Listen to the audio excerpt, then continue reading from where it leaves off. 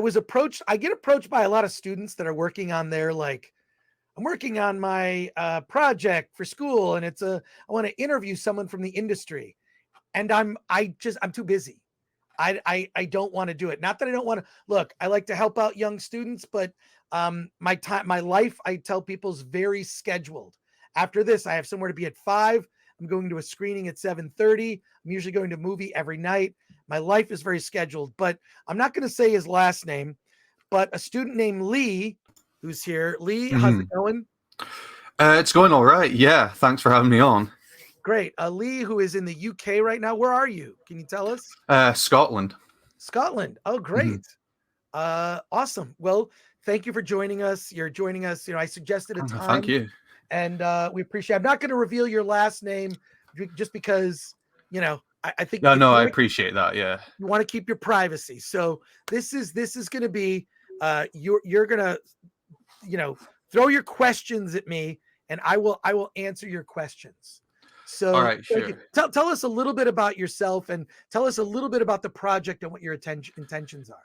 Sure. So my name's Lee, and I'm an honors year student studying journalism. And for my final year thesis, it's related to storytelling, specifically the Star Wars sequels. So hopefully your audience isn't all Star Warsed out at this point, but We'll it's see. just more so about well, at least I feel there's been a degradation in the storytelling aspect in the sequels when especially comparing them to the originals. So I've got a few questions here, just sort of a couple of broad industry questions and then more specific questions regarding the sequels, comparing them to the originals, stuff like that. Well, let's go. Sure. So Wait, first question. I don't like me being big. It's annoying. I'm gonna go No, back to this, but that's okay. no, that's all right. Cool. Yeah. Fire away. Fire away. What's your Sure, first sure. question? So there's about 11 questions here. They shouldn't take too long to answer. Sure. So yeah, so you can wrap up the show and everything. So when remaking or continuing a film series after such a significant period of time, what do you believe are important factors to consider when doing so? Here are the important factors in relaunching an IP that has been on hiatus for a certain period of time. One is, if possible, the original creator should be involved. Hmm. The original creator should be involved because effectively anything that's not written by the original creator who adheres to a set of rules, many of them are not even written down, but you just know them. Mhm. Someone like a George Lucas, he's made up rules in his head about how the world of Star Wars functions that he never bothered to write down for anybody else. They're Mhm. just inherent and baked into the property. The same thing with Ian Fleming and the James Bond series. The same with J.K. Rowling and the Harry Potter series. There are rules baked in that just make it feel authentic to the property. As much as possible, the original creator should be involved. That's not always possible. I'm of the opinion that anything beyond the original creator being involved is fan fiction.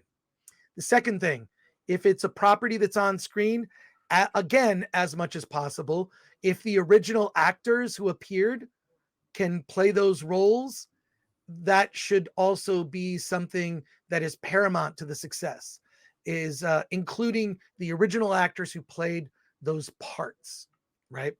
Additionally, an attention to detail that is obsessive. And by that, I mean um, the simple rules in terms of even visual rules. So, for example, there are things that were done in the original Star Wars films that there's new technology now, and I would even steer clear of technology that would make it appear too modern. I think that you're getting too far away, as much as it might make those things easier. And by that, I mean an overuse of digital effects when practical effects will work just fine. So, adhering not just to the rules of the universe, but adhering to some of the production rules. There are some film properties. I can't think of one that comes to mind. I'm sure in your research you'll be able to find. But there are lots of, for example, the Steadicam was an innovation that um, many people associate with the very first Rocky film when Rocky Balboa ran up the steps in Philadelphia and they used a Steadicam so it would be a smooth shot.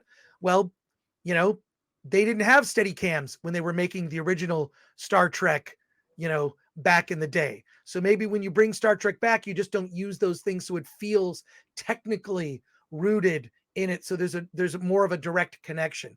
I think we rush too quickly to modernize IP, and what it does is you strip the soul and the essence of what it is by bringing in too much modernity. And by modernity, I mean modern technology, modern thinking, and the further you get away from that, it just doesn't even feel like it's connected to the original IP. So those would be the things that I think that are critical. And that attention to detail goes so far as one of the things I love about the original Star Wars series is the use of wipes.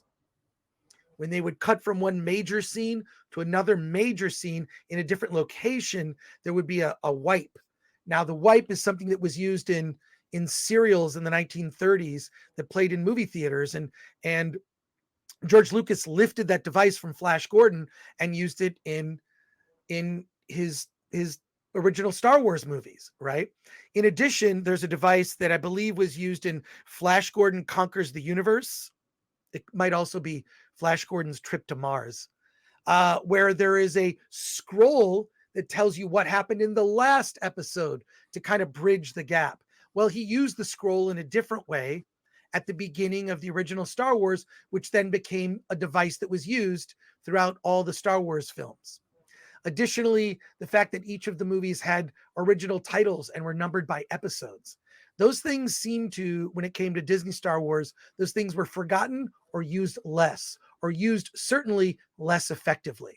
So it's that attention to detail, no matter how it's, and I'll tell you this, I know George Lucas has an attention to detail. He shot some scenes on Tatooine in episode 1 and insisted that the film grain matched the exact same film grain he used when he shot the Tatooine scenes in the original Star Wars back in 19, when did he shoot? 75, 76, somewhere around there. So it's that level of attention to detail that is important. And if you look at any interview with George Lucas, he will obsess over the smallest thing. And for that, I admire him. I just disagree with him philosophically when it comes to things like special editions. But that's a long-winded answer for your first question. 10 more Oh to no, go. it's fine. 10 more to uh, go. I'm nodding as if you can see me, but Cool. it's a Awesome. bit late over here, so you just Got it. have the sort of blank stare of my profile picture for the time being. That's okay. Don't sweat it. All right, so second question. How well do you think Hollywood and major film studios in general have been handling the return of well-known stories as of late? As of late, Hollywood has bungled much of the major IP. Whether you're talking about more recent Marvel films, whether you're talking about Star Wars, uh, it appears as if this, or even Star Trek. I would say Star Trek Picard is something of an exception, but Star Trek at Paramount, right? Paramount Plus app. Hmm. They've bungled it in the sense that Hollywood has come to a place where it's very data driven. And how is Hollywood data driven? When it comes to box office, we can see how much money a film is making. Um, I would question much of those numbers, uh, but data driven when it comes to those numbers, when it comes to streaming numbers and what people watch, very data driven.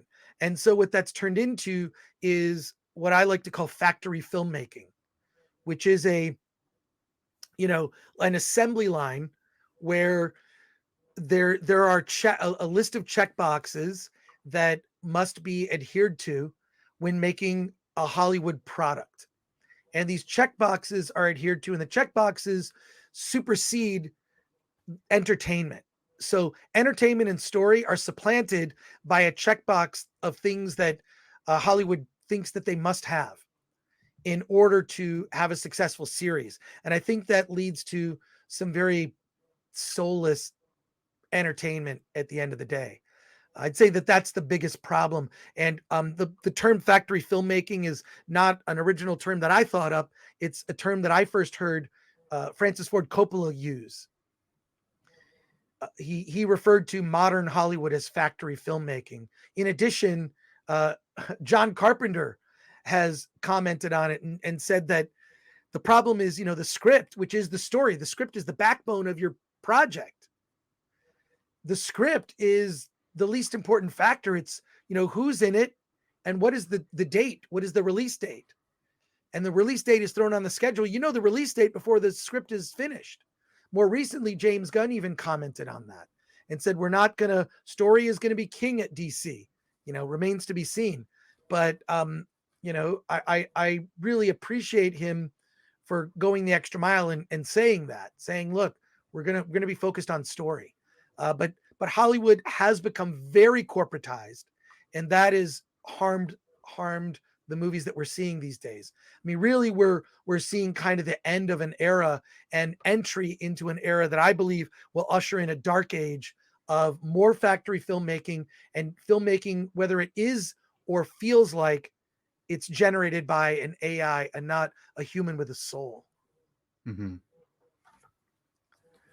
So that kind of links into my next question a bit. Mm-hmm. So why are stories such as these coming back or like being continued? Would you say it's like purely a monetary sense, as I think Joseph Campbell sort of goes on, he sort of describes how like a lot of cultures have similar stories and repeat the same story. Mm-hmm. Would you say like this is in like right now, this is being done just purely, like you said, like it's data driven, like it's monetary, or is there like more reasons behind it? Well, I mean, one is Hollywood loves money. Mm-hmm. Top Gun Maverick, I think, surprised a lot of people when it surpassed the box office at north of $1 billion. It was not expected to do, as well as that. So it was a huge surprise hit. And as much as they're data driven, I think that Hollywood is broken from the standpoint of the traditional storytelling that resonates in our lizard brains, in our DNA, is being ignored in favor of a modern take, which is to remove that Joseph Campbell story, the power of myth, as it were, and take it and break it and create a new myth going forward as a way to re-engineer the popular story. Now, there's some aspects of it that I think, might feel tired, but there's a reason it works. There's a reason that traditional storytelling works, because it's just embedded in our DNA. Why do certain genres perform better than they should, even when they're bad? I mean, I would say, just to give a small example, you can take a deeper dive into this, but the reason monster movies are so popular broadly in any language is that it's in zombie movies, let's just even say zombie movies, is the idea of being chased. That's in our brains. That's Mm-hmm. embedded in our DNA, tens of thousands of years of humans being chased by something that will get us and kill us. That fear is embedded. Why is that fear embedded? It's something in our lizard brain that kicks in so that we can avoid dying, and that's been passed along, right? Um, Mm-hmm. and I think that's why certain stories resonate. That's why the story of I'm being chased by a monster, well, people like that kind of story. I can tell you also from just having kids, that's one of the most fun things they like to do is be chased around. Something in our brains that's hardwired that we find that enjoyable, whether it ends up in a bad way because it wasn't us. If we're watching it on screen in a movie, someone, ends up with a bad result, they get caught and they're murdered and killed. Well, it's not us, so I feel okay. Or relief that, like, oh, this character who I identify with escapes. I want to speak, maybe this is a question down the road for you. I do want to speak about, identification or identifying with someone on the screen. The whole point of all fiction, whether it's movies, comic books, literature, television, even video games, the whole point is to be able to, have empathy for someone who isn't you. Mm-hmm. There's too much of an emphasis on a character needs to look just like me. That is an ignorant thought, because the point of literature is to put yourself in the head of someone who isn't you. whether it not match your gender or ethnicity or station in life. It's fun to have some empathy or be able to identify with someone who isn't myself. The last thing I want to see is a movie where the character is just like me. I would be bored. A lot of meetings and emails. But I think that's an important point that's being lost. And this bad idea has been embedded where I can only identify with a character who looks just like me. Really, really, that's not a smart idea, and it basically it basically dismisses the benefits of seeing a story through the eyes of someone else. Mm-hmm. So All right, so we're getting into the more Star Warsy stuff here now. cool. So, what is your opinion on the Star Wars sequels? And we do have more questions about them coming up. So, Sure. just your quick thoughts on them. Quick thought: it was a failure. Uh, the Star Wars sequels were a colossal failure. Several reasons. One, they did not reunite the key legacy characters. That's a moment that I think is important for the audience, incredibly important for the audience to see beloved characters, legacy characters reunited in terms of how they're going to react. What has happened, what has transpired in the decades since these characters were together. I think it's one of the biggest missed opportunities in movie history. Additionally, I feel that the deaths of these legacy characters, there was one legacy character that died in each episode. Han Mm-hmm. Solo in The Force Awakens, Luke Skywalker in The Last Jedi, and then Carrie Fisher's character, Princess Leia in The Rise of Skywalker. The whole point of a death scene in a movie is it's you're saying goodbye to that character, but the only way to really have a satisfying end is for the characters that love that character to watch, because the character that's dead is just dead. They no Mm-hmm. longer exist. But you want to see the reaction of the people who love that person.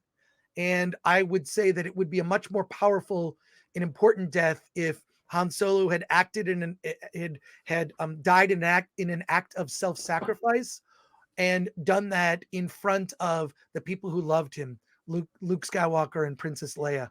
Or Leia Organa or Leia Solo, I guess at that point. I don't know if she kept her divorce name. They got space divorced. But just the fact, I mean, imagine how much more powerful that would have been, the closure that we all collectively as an audience could have experienced saying goodbye to a legacy character. And you can compare it with the death of Spock in Star Trek II, The Wrath of Khan, when Spock died, saving everyone in the ship in an act of self-sacrifice, not a needless, pointless death. He was surrounded by those who loved him. Scotty was there, McCoy, Kirk. They had a moment. There was a death scene. And the way that Han Solo was dispensed with so disrespectfully, stabbed through the heart with a lightsaber and falling to his death, was terrible. So there you go. There's my quick thoughts on the series. Is it was really disrespecting the previous lore, trying to change the tried and true Joseph Campbell storytelling that works. And I feel that the box office reflects it, diminishing box office for all of those movies as they came out.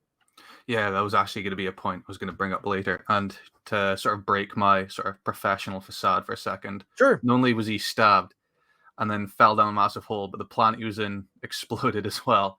So you definitely knew he wasn't coming back after that one.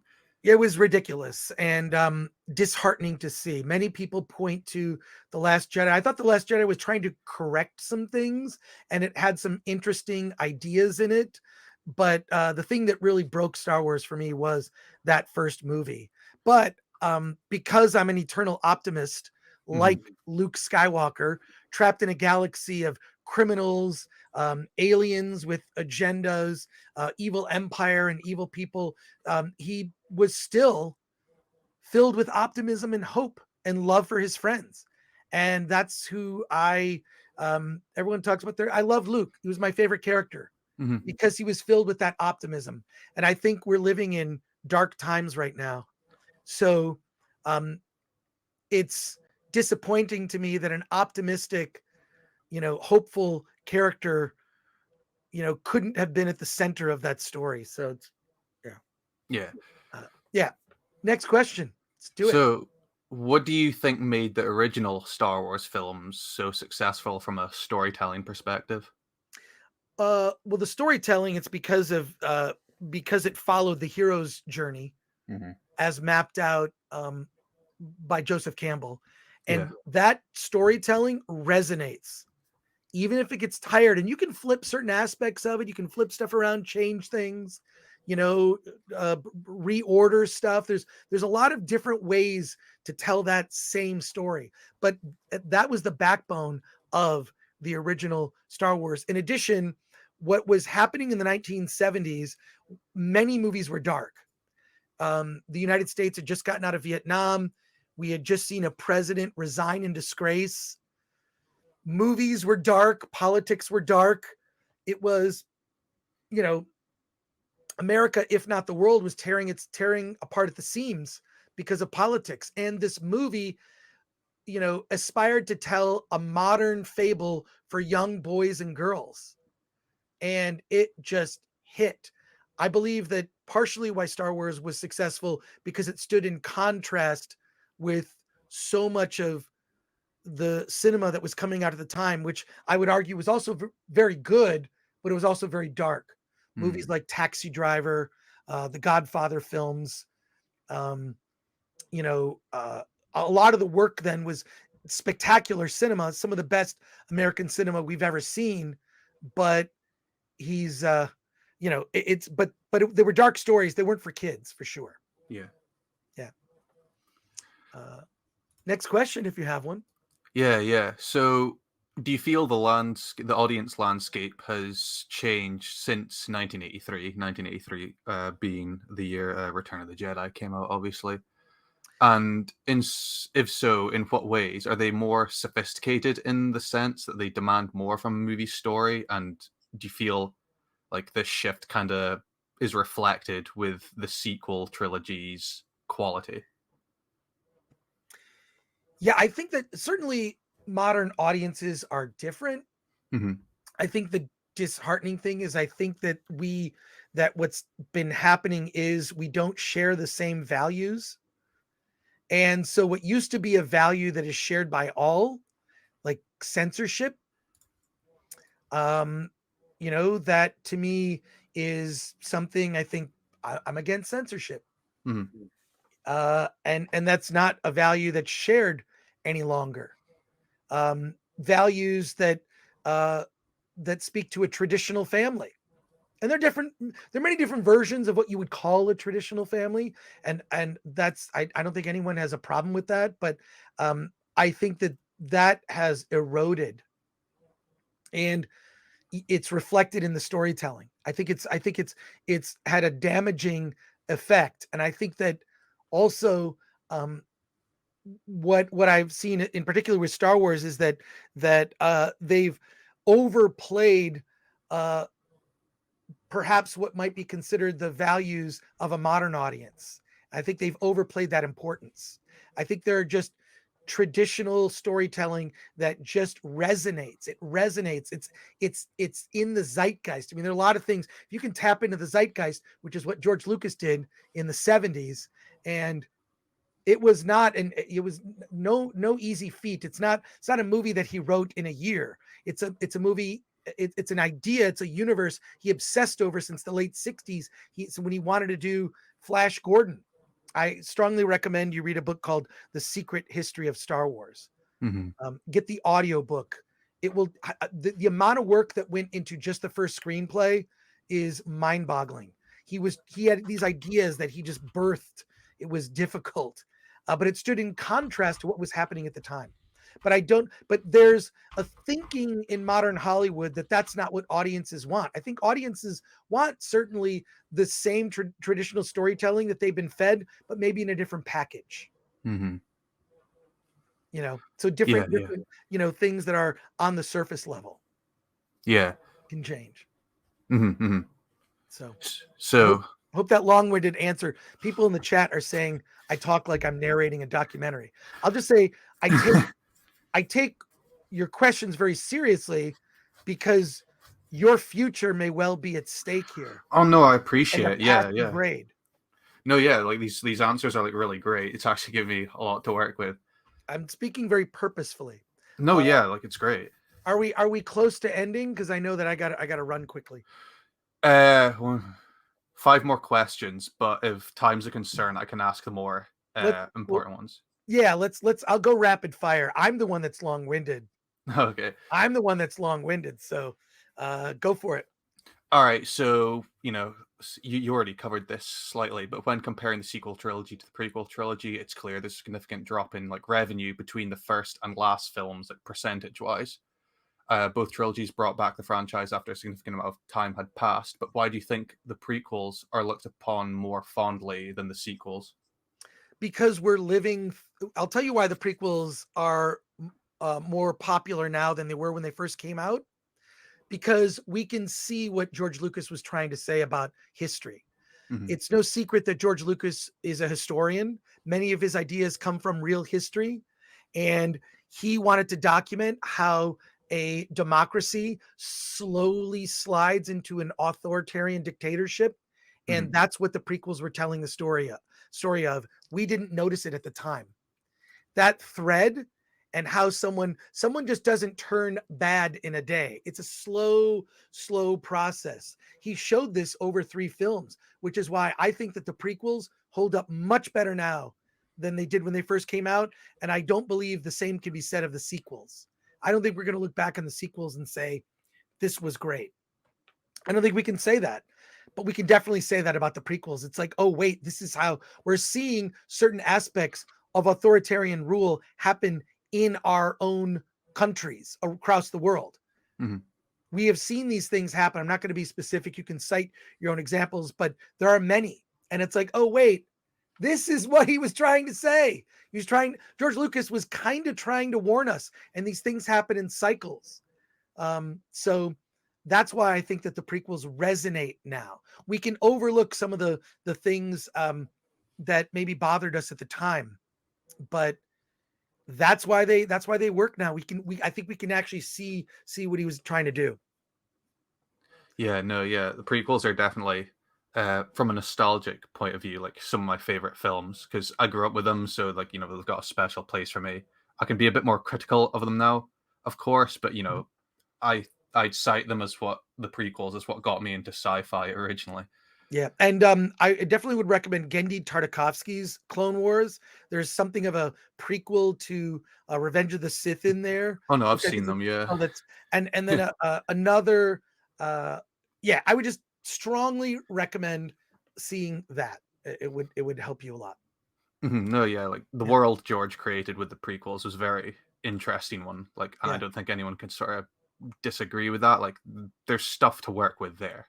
yeah, yeah. But yeah, it's interesting. Look, they were kind of shocking because they were so different.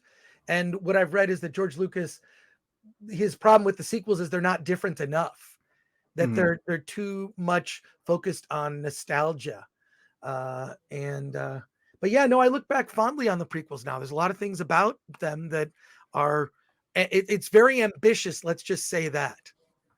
Mhm. So No, yeah, yeah, definitely. there you go. Cool. All right. So Let's we're next nearing the end question. here. Yeah. All right. So do you feel there were other issues affecting the quality of the Star Wars sequels outside of the writer's room? And if so, what were they? The biggest problems with the Star Wars sequels were too many cooks. Oh yeah, There definitely. were well documented back and forths between Disney and J.J. Abrams. Um, I also think that there was a story group that lorded over much of the major events and determined many of the major events that would happen in the story. And I think that I'm not sure that there was a Mario Puzo among them, but I think the biggest problem was that they ignored George Lucas's outlines. George Lucas, made this deal with Disney and handed things over to Kathleen Kennedy with the understanding that his basic outlines for the stories would be respected, and they were not. And Mhm. again, back to our beginning part of the conversation, when you drift further away from the original creator, it's going to be a mess and it's going to be fanfic. Hmm. And there are just so many rookie creative mistakes in the sequels, that are things I don't think that George Lucas would have allowed to have happen. I really wish George Lucas had been able to hand over the outlines to a competent, seasoned screenwriter who could have written something spectacular. Think of think of the moments we'll never get to see in the sequels. Han, Hmm. Luke, and Leia reunited. Han Solo, in an act of self-sacrifice, saving those he loved, showing he's not a scoundrel after all. Hmm. Um, seeing even I don't entirely dislike the new characters that were introduced. They were just given too much screen time at the beginning. I only care about Luke, Han, and Leia because the last movie I just watched was Return of the Jedi. So, Finn had probably the most interesting arc. We've never seen a stormtrooper break the programming and switch sides. He was the most interesting character. Hmm. I mean, I would refer you to I would refer you to a video on our YouTube channel. I'm saying this. First of all, I can't believe everyone in the chat is still here. There's like 450 people still watching this. There's a video that I did years ago when I had no idea what I wanted to do for a YouTube channel. It's called Franchise Forecast. Hmm. Just look up Franchise Forecast on the Film Threat YouTube channel. It is a video where I was attempting to predict what might happen in the ninth Star Wars movie, the third of the Yeah, trilogy. yeah. And I think I have some of my ideas in there because it was supposed to. I felt like kind of figured out some parts of the story. So a friend of mine, had his theories. I had my theories. We kind of combined them. And then a buddy of mine, Bobby Schwartz, who's an editor, put it all together. I'm really proud of that video. None of the ideas were used, but Finn was a great character that was completely misused. Can you imagine a scene in episode 9? All is lost. The resistance is about to be defeated by the First Order. Finn is surrounded by all these, Finn and his friends are surrounded by all these First Order stormtroopers. And they ask him, the stormtroopers, hundreds of them, ask him, are you the Finn? Are you the Finn? Because he's a hero Hmm. amongst these people who then realize who they've captured. They take off their helmets to reveal their true selves. And it's a United Colors of Benetton of all sorts of humanoid type people from across the galaxy, different types Hmm. who were taken from their homes as kids. And because Finn was able to break the programming, they choose to break their own programming. And a whole legion of First Order troopers turns against the First Order because they were inspired by Finn's act of heroism. Wouldn't that have been a better payoff to his character? Or maybe he becomes a Jedi. It would have been. I feel really bad for John Boyega as an actor, because his character was sidelined and he was moronic in that last film. But watch that video, Franchise Forecast. Feel free to quote anything from that. Oh no, I definitely will give it a watch. Yeah, Cool. thanks for It's that. 5 minutes. 5 minutes. All right. So, what sort of impact do you think the sequels had, if any? Like impact, legacy. Like, what do you think of that? Two things. One, historically, the biggest mistake in cinema history. It basically destroyed the Star Wars franchise. It will be taught in schools in the future as a how not to shepherd a franchise. And I think that's going to be its legacy. Its legacy will be a lesson in Hollywood history. If you've got your three main actors from one of the biggest movie franchises of all time, you put them in a scene together. You listen to the original creator. Doesn't mean they would use every idea from George, but listen, right? Um, so, yeah, it's going to be looked on. It's not going to age well. Hmm. And I've tried to watch the movies since I saw them in theaters. they have not aged well. So there you go. Yeah. So, next question. We're getting there. Two more. Two more. Yeah. Do you feel the storytelling issues surrounding the sequels are representative of a larger problem within modern day storytelling? The short answer to that is yes. Hmm. I would just say your premise is correct, that modern storytelling has been subverted as a way uh, to reduce to basically diminish male characters Hmm. and to uplift female characters. And I don't think you need to. I'd say, why don't we just uplift male and female characters? Hmm. People forget Princess Leia was a powerful female character. She was not a damsel in distress. Okay. Sure, she could use some help, but she grabbed that blaster out of meathead Han Solo's hands and blasted away. They were equals.